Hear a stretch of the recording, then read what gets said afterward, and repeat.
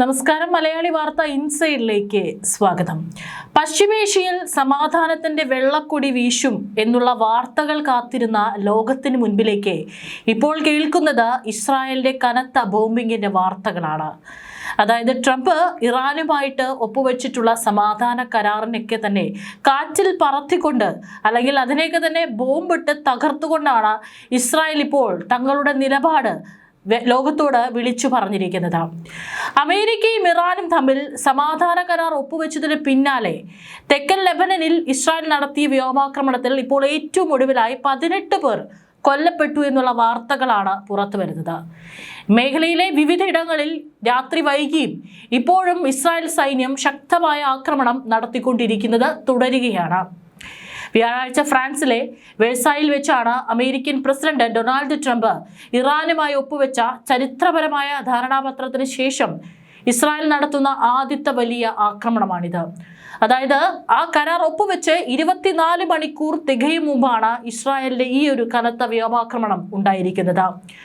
ഇറാനെതിരെയുള്ളതും Lebanon ഉൾപ്പെടെയുള്ള എല്ലാ യുദ്ധമുഖങ്ങളിലെയും സൈനിക നടപടികൾ പൂർണ്ണമായി അവസാനിപ്പിക്കാൻ അമേരിക്ക ഇറാൻ ധാരണാപത്രം ആവശ്യപ്പെട്ടിരുന്നു.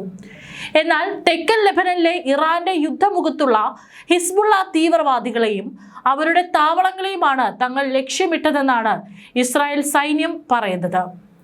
ഇറാൻ പിന്തുണയുള്ള സംഘം ആവർത്തിച്ചുള്ള വെടിനിർത്തൽ ലംഘനങ്ങൾ നടത്തിയതിന് മറുപടിയായാണ് ആക്രമണങ്ങൾ നടത്തിയതെന്നും ഇസ്രായേൽ വ്യക്തമാക്കിയതായി അന്താരാഷ്ട്ര വാർത്താ ഏജൻസികളായിട്ടുള്ള റോയിട്ടേഴ്സ് അടക്കം റിപ്പോർട്ട് ചെയ്യുന്നുണ്ട്.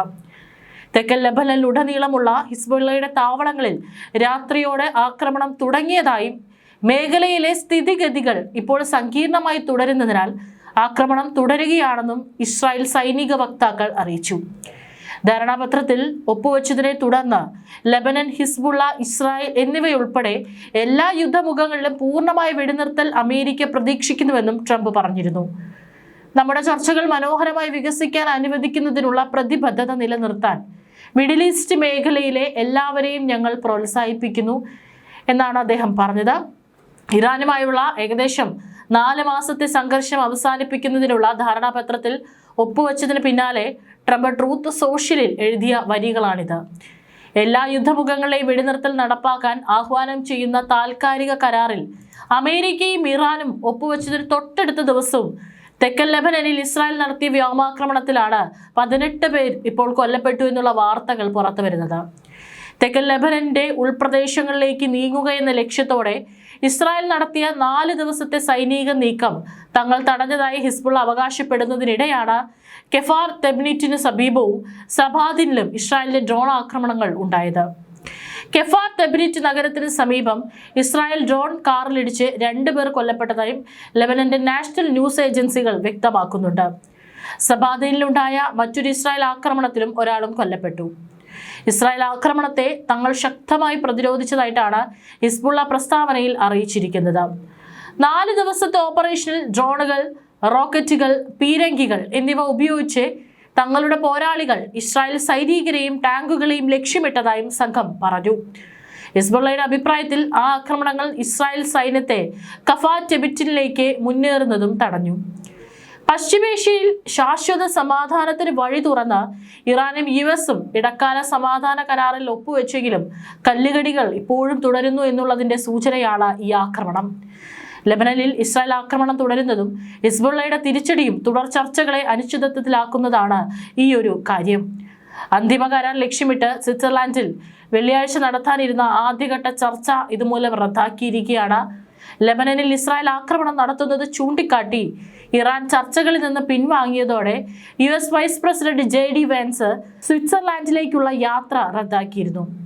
US-ഉമായുള്ള ചർച്ചകൾ പുനരാരംഭിക്കുന്നതിന് മുമ്പ് ലെബനനിലെ ആക്രമണങ്ങൾ അവസാനിപ്പിക്കുമെന്ന് ഉറപ്പ് നൽകണമെന്ന ആവശ്യം ഇറാൻ മുന്നോട്ട് വെച്ചതായി നയതന്ത്രജ്ഞരെ ഉദ്ധരിച്ച് CNN റിപ്പോർട്ട് ചെയ്തു.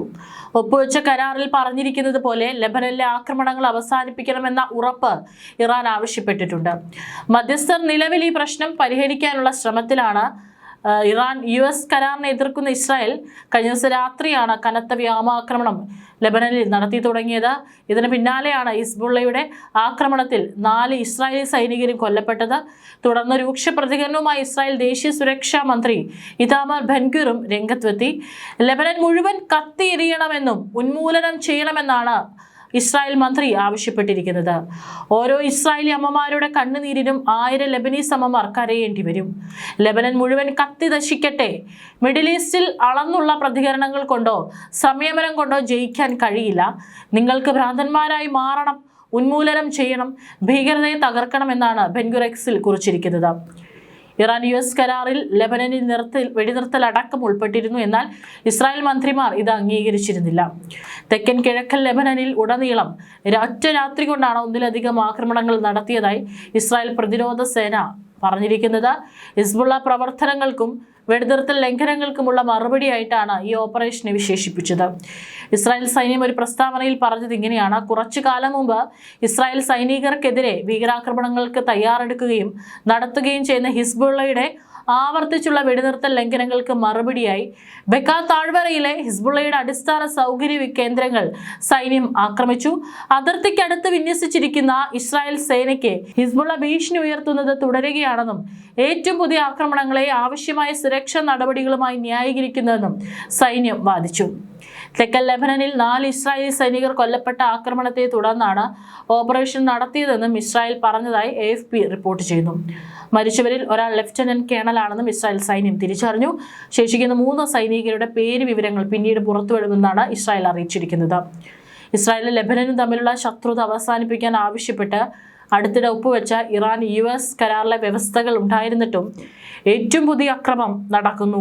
വടക്കൻ ഇസ്രായേലിൽ ആക്രമണം നടത്താൻ ഹിസ്ബുള്ളയ്ക്ക് ശേഷിയുള്ളത്തോളം കാലം അവർക്കെതിരായ സൈനിക നടപടികൾ തുടരണമെന്നാണ് ഇസ്രായേൽ ആവർത്തിച്ച് വാദിക്കുന്നത്. ഹിസ്ബുള്ളയിൽ നിന്നുള്ള ഭീഷണികളെ നേരിടാൻ തെക്കൻ ലെബനന്റെ ചില ഭാഗങ്ങളിൽ സൈനിക നടപടിക്ക് സ്വാതന്ത്ര്യം ആവശ്യമാണെന്നും ഇസ്രായേൽ ഉദ്യോഗസ്ഥരും വാദിച്ചു. അതേസമയം രാജ്യത്തിന്റെ തെക്കൻ പ്രദേശങ്ങളിലുടനീളം ഇസ്രായേൽ ആക്രമണങ്ങളിൽ ഉണ്ടായ നാശനഷ്ടങ്ങളും ലെബനൻ അധികൃതർ റിപ്പോർട്ട് ചെയ്യുന്നത് തുടരുന്നു. വാഷിംഗ്ടണും ടെഹ്റാനും തമ്മിലുള്ള കരാറിനെ തുടർന്ന് ഉയർന്നു വന്ന വിശാലമായ നയതന്ത്ര ചട്ടക്കൂടിന്റെ ദുർബലതയാണ് ഏറ്റവും പുതിയ സംഘർഷം അടിവരയിടുന്നത്. US, ഇറാൻ, ഖത്തർ, പാകിസ്ഥാൻ എന്നീ രാജ്യങ്ങൾ തമ്മിലുള്ള ആസൂത്രിത ചർച്ചകളാണ് മാറ്റിവെച്ചത്. ഈ ചർച്ചകൾക്ക് സൗകര്യമൊരുക്കാൻ സ്വിറ്റ്സർലാൻഡ് തയ്യാറാണ്. ബർഗൻസ്റ്റോക്കിൽ പ്രസക്തമായ തയ്യാറെടുപ്പ് പ്രവർത്തനങ്ങൾ തുടരുകയാണ്. നിലവിൽ കൂടുതൽ വിവരങ്ങൾ നൽകാൻ കഴിയില്ല എന്നാണ് അവിടുത്തെ മന്ത്രാലയം മാധ്യമങ്ങളോട് പ്രതികരിച്ചിരിക്കുന്നത്. ഇറാൻ US കരാറിന്റെ വിവിധ വശങ്ങൾ നടപ്പിലാക്കുന്നതിലും സംഘർഷത്തെ തുടർന്ന് ദീർഘകാല പരിഹാരം ഉറപ്പാക്കാൻ ലക്ഷ്യമിട്ടുള്ള ചർച്ചകൾ മുന്നോട്ട് കൊണ്ടുപോകുന്നതിലും ശ്രദ്ധ കേന്ദ്രീകരിക്കുമെന്നും പ്രതീക്ഷിച്ചിരുന്നു. പക്ഷെ അതെല്ലാം തന്നെ കാറ്റിൽ പറത്തിക്കൊണ്ടാണ് ഇപ്പോൾ ഇസ്രായേൽ അവിടെ ആക്രമണം തുടർന്നുകൊണ്ടേയിരിക്കുന്നത്.